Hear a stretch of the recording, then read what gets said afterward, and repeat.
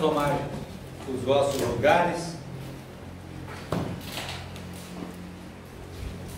Eu quero agradecer a Deus pela oportunidade de estar aqui com os irmãos em São José do Rio Preto, já pelo segundo sábado consecutivo. Não era essa a nossa expectativa, éramos para ter ido embora, mas Deus então proporcionou que tivéssemos mais um sábado juntos. Contente por ver vários irmãos aqui de vários estados também, né? E que nós possamos então, nesse momento, aproveitar o momento de maneira que a palavra de Deus possa ser exaltada. O hino que foi aqui apresentado, Fé e a Vitória, mostra a necessidade diária que nós temos de exercer fé nas coisas de Deus. A fé, segundo a palavra de Deus, ela vem pelo ouvir. Então é preciso que nossos ouvidos estejam atentos às coisas celestiais.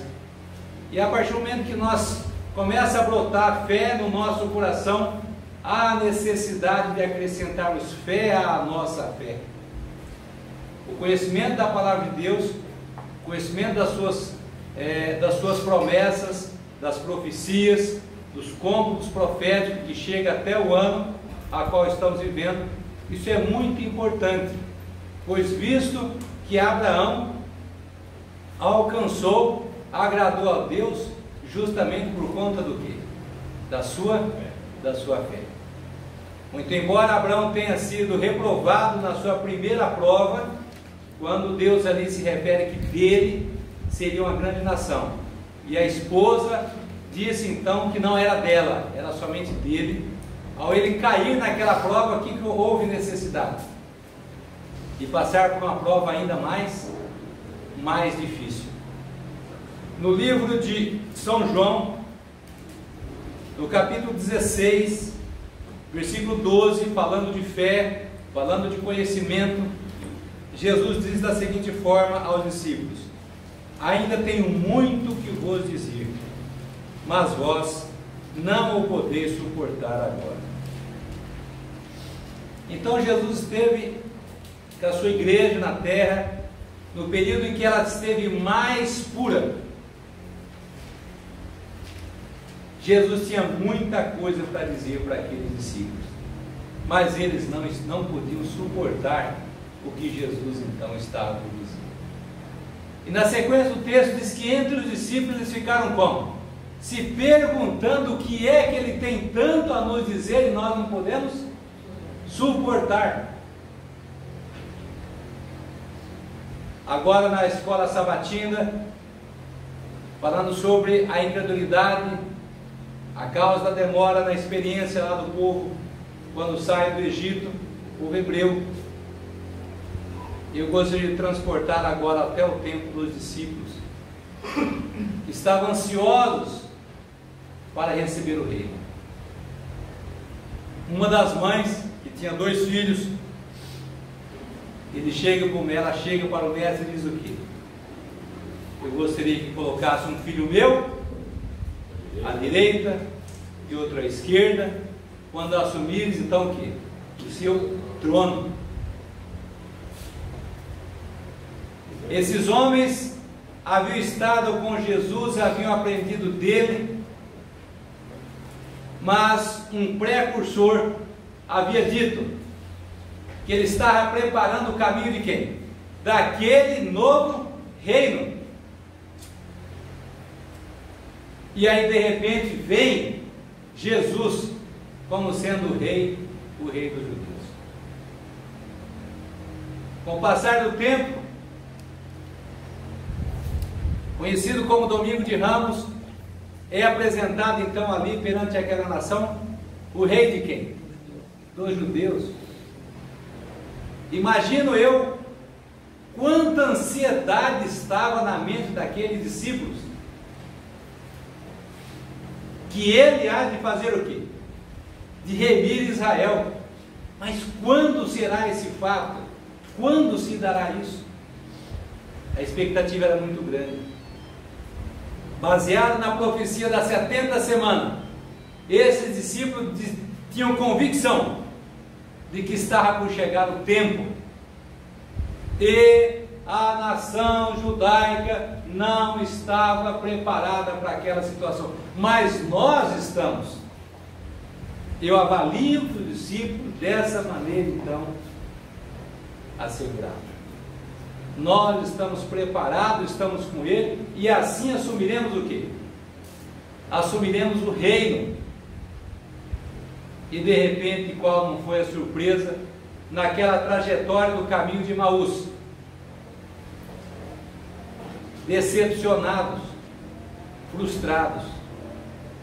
Não entendeu o quê? Mas não era ele que havia de remir a Israel. Entre si conversando, quando aquele estrangeiro então faz a pergunta: varões galileus, por que estáis contristados? Por que estáis entristecidos? Ora, sendo tu então visitante, não sabes o que aconteceu? Então Jesus procura confortar, e não importava que isso acontecesse, e que ele morresse, e que ao terceiro dia ressuscitasse, estivesse entre vós. E já lá na casa, ao eles reconhecerem aquelas feridas nas mãos, e não é que ardiam os nossos corações, como nós não percebemos? O reino a qual Jesus havia falado não se limitava a um reino temporal, não se limitava a um reino aonde seriam então libertos de uma nação pagã como Roma. Nós sabemos que a insurreição era quase que constante naquela época. Eles queriam se fazer um levante para se livrar de quê? Daquele jugo romano. E Roma, de forma muito severa, então agia com bastante austeridade. E naquela experiência, várias vezes, quando João Batista aglomerou muitas pessoas pronunciando a respeito desse reino, então aqueles enviados dos sacerdotes foram até João, para saber o que João representava, para que desse a resposta, quando João diz: eu sou a voz do que clama no deserto. Então, em todas as gerações, Deus tem um trabalho a fazer com o seu povo. Nós muitas vezes não entendemos a mensagem adequada para aquele tempo, e quando torna-se necessário dar um passo a mais pela fé, vemos então que a incredulidade sendo a razão de tão longa demora. Essas mensagens que hoje nós advogamos, tais como a vinda como ladrão, a questão do final do santuário, parábola das 10 virgens, assinalamento, a alimentação, são verdades que têm um cunho e a aprovação divina. E muitas vezes nós ouvimos da seguinte forma: mas está demorando, esse movimento não vai adiante, não cresce. E muitas vezes essas sugestões têm levado pessoas, sabe o que? Ao desânimo. E de novo somos levados a pesquisar o que? O que está escrito. Não tem o que, se há uma demora, nós não podemos desfalecer. Nós precisamos estar convictos de que a palavra de Deus assim está confirmada nessas mensagens que ora advogamos. Na página 300, no livro Grande Conflito,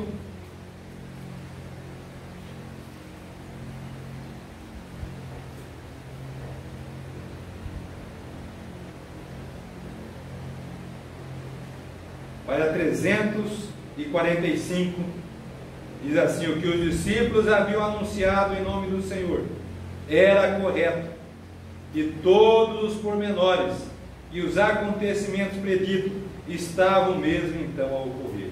O tempo está cumprido, o reino de Deus está próximo, havia sido a sua mensagem. Os discípulos haviam dado a mensagem porque o tempo estava cumprido. É esse o tempo. Continua. Havia sido a sua mensagem.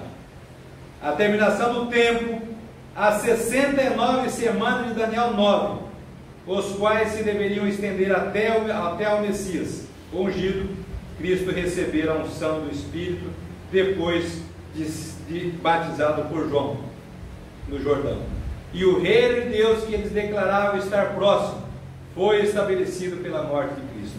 Esse reino não era, como eles haviam ensinados a crer, um domínio terrestre. Tampouco devia ser confundido com o reino futuro, imortal, que será estabelecido quando o reino, o domínio e a majestade dos reinos debaixo de todo o céu serão dados ao povo dos santos do Altíssimo. Reino eterno no qual todos os domínios o servirão e lhe obedecerão. Então nós vemos que dessa maneira os discípulos pregaram um reino a qual nem eles tiveram uma compreensão. Tenho muito a vos dizer, mas vós não estáis preparados. A experiência dos discípulos e a experiência da pregação do Messias, da pregação da vinda de Cristo ao ancião de dias, a partir do ano de 1798, é algo semelhante. O mesmo cumprimento que houve lá, o mesmo erro de sua vinda, foi ensinado aqui em 1844 até 1844. E Deus tinha um propósito para com o discípulo e teve também um propósito para com o seu povo, para aquela ocasião.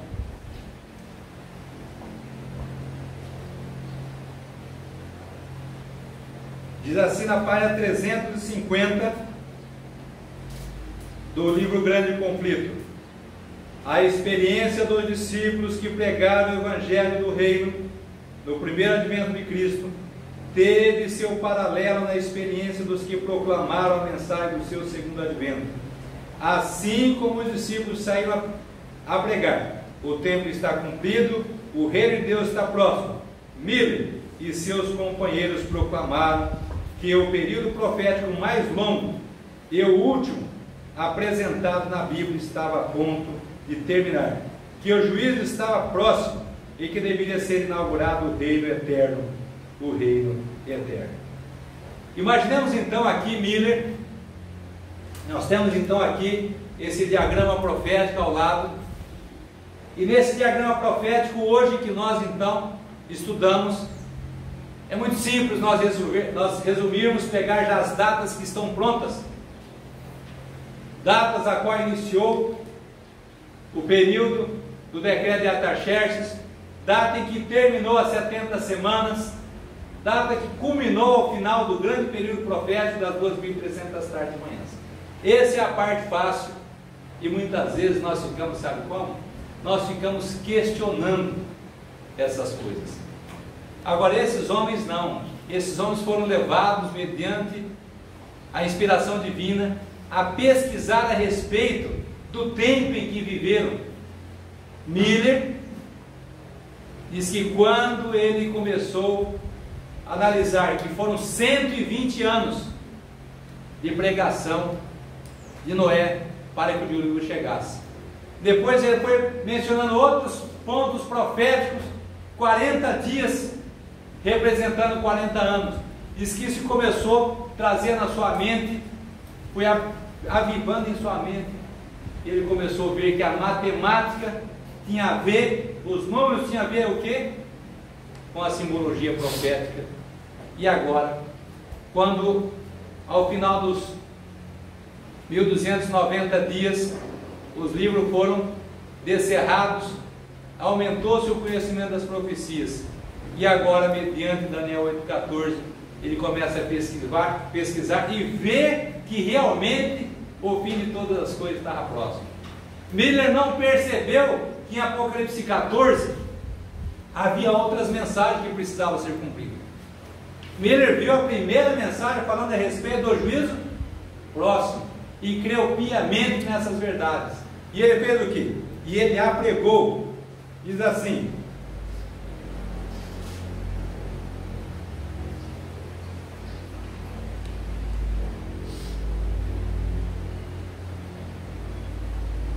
do mesmo modo que os primeiros discípulos, Guilherme Miller e seus companheiros não compreenderam inteiramente o significado das mensagens. Erros que havia muito e achavam estabelecidos na igreja impediam-nos de chegar a uma interpretação correta de um ponto importante da profecia. Explicando Daniel 8,14, Miller, conforme já foi declarado, adotou a opinião geralmente mantida de que a terra é o santuário, crendo que a purificação deste representar a purificação da terra pelo fogo, a vinda do Senhor. Então Miller, da mesma maneira como o discípulo, entendia que Cristo viria à terra, quando na verdade, sem o conhecimento mais detalhado do final das 2.300 tardes de manhã, sendo esse fato ocorrido na mudança do Santo para o Santíssimo, prega que Cristo então vinha naquela data. Deus, em seus propósitos, Ele dirigiu esta obra. Diz assim, 352: não obstante, Deus cumpriu o seu misterioso propósito, permitindo que a advertência do juízo fosse feita exatamente como foi. O grande dia estava próximo, e pela providência divina, o povo foi provado em relação ao tempo definido, a fim de que lhes fosse manifesto o que estava em seu coração. A mensagem estava destinada à prova e purificação da igreja. Então essa mensagem da breve volta de Jesus, a qual houve dois grandes desapontamentos, sendo o último mais marcante, tinha um objetivo: purificar a igreja. Hoje, quando nós vemos mensagens sendo enviadas ao longo do tempo, nós observamos pessoas que não a desejam, não estão prontas para aceitá-la. Quando nós exaltamos hoje a lei de Deus em toda a sua plenitude, quando explicamos a respeito do matrimônio, que precisa ser restaurado todas as coisas conforme Atos 3,19, o qual contém que o céu retenha até os tempos da restauração de todas as coisas que Deus falou pela boca dos seus santos profetas desde o princípio. O matrimônio está entre essas instituições, o sábado está entre essas instituições, quando até os nossos pensamentos devem ser elevados no dia de sábado, de forma a honrá-lo, de chamá-lo deleitoso, digno de honra. O matrimônio da mesma maneira, já na sua forma correta, santo, imaculado seja o vosso leito. Imaginemos algo que difere a isso. Deus não permitiu que nós humanos, mediante conclusões pessoais, viéssemos ajudar a resolver a questão. Sara tentou ajudar a resolver a questão da promessa de que Abraão, dele seria uma grande nação. E ela era estéril. E ela diz a Abraão: não é comigo que irá cumprir, é com você. Eu vou dar um jeito para isso. Chegamos com Isaac também. A profecia dizia que quem serviria? O maior serviria o menor. A profecia já dizia isso. O que a mãe fez? O que a mãe fez para tentar acelerar o processo para cumprir a profecia? Vamos também dar um jeitinho para resolver isso. Deus, na sua sabedoria, Ele não precisa que nós humanos venhamos com as nossas conclusões, dar um jeito para que as coisas se resolvam. Nós precisamos estar no assim diz o Senhor. O último texto do livro Grande Conflito, na 553, diz assim: para esses crentes, assim como os discípulos, assim como para os primeiros discípulos, o que na hora da aprovação lhes parecia obscuro a inteligência, mais tarde se faria claro. No momento em que esses discípulos viram a Cristo morrer na cruz e todas as suas esperanças desvanecidas, mais tarde eles saberiam que realmente as coisas estavam claras. Esses também que pregavam a vinda de Cristo para 1844, quando chega a data do dia 22 de outubro e não entendem por que ele não viera, mais tarde também tornou claro a eles que realmente não era a vinda de Cristo à terra, mas ao Santíssimo Santuário Celestial, aonde iniciaria a grande expiação pelos pecados de todos aqueles que já aceitaram o nome de Cristo. Hoje nós temos uma deturpação da verdade. Hoje nós temos conclusões pessoais. O livro Meditações Matinais,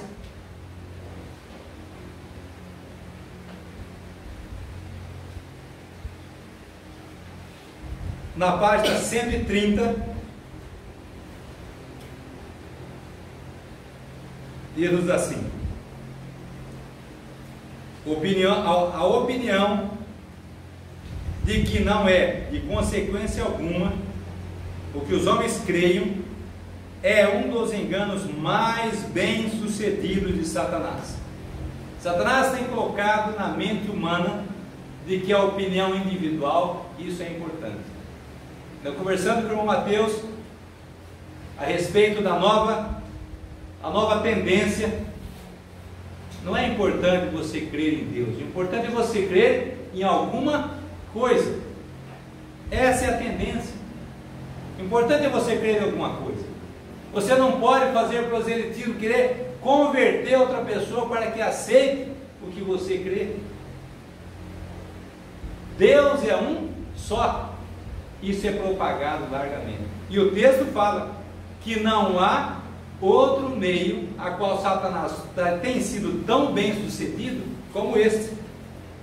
Ele sabe que a verdade recebida por amor, a mesma, santifica a alma de quem a recebe. Portanto, está constantemente a procurar substituí-la por falsas teorias e fábulas, ou por outro evangelho, com o intuito de sustentar doutrinas errôneas, olha só, ou práticas anticristãs. Alguns apanham passagens das Escrituras separadas do seu contexto, citando talvez a metade de um simples versículo, como prova de seu ponto de vista, quando a parte restante mostraria ser bem contrário ao sentido. Então as pessoas têm feito isso ao longo do tempo. Satanás aparentemente tem saído vitorioso. E o texto afirma ainda que, se possível fosse, enganariam até mesmo os escolhidos. Por isso que é importante nós estarmos como? Buscando conhecimento. Porque para que nós saibamos o tempo em que nós estamos vivendo. Se verdadeiramente eu sou conhecedor da verdade presente, se verdadeiramente, direta ou indiretamente, eu não estou ensinando ou praticando os 10 mandamentos de forma nebulosa. Porque o texto diz que Satanás procurará projetar sombra sobre todas essas verdades da tríplice mensagem, para que nós não saibamos corretamente o tempo, em tempo que ela se manifestasse. O último texto, vou ler no livro Suplemento do Testemunhos Seletos, na página 8, que nos diz assim: e quando surgisse na última geração da humanidade aquele povo que deveria estar na observância de todos os 10 preceitos da lei de Deus, e que deveria admitir o reavivamento do espírito de profecia, poderiam esperar sentir a animosidade dos seus oponentes, o qual apenas poderia surgir pela inspiração de Satanás. Então nós vemos que na última geração da humanidade haveria de surgir um povo a qual estivesse na observância do quê? Da santa lei de Deus. E quando esse povo surgisse, poderia então se esperar o quê? A animosidade de Satanás. Que Deus possa nos abençoar nesta manhã, e que nós possamos buscar cada dia mais conhecimento, porque a falta desse conhecimento, diz o texto, que faz com que o povo de Deus pereça. Que nós não venhamos a perecer pela falta de tal conhecimento, com tantos materiais literários à nossa disposição, com tanta oportunidade que temos, nós que vivemos agora no século 21. Que Deus abençoe a cada um de nós aqui presente. Esse é o meu desejo e a minha oração a todos. Amém.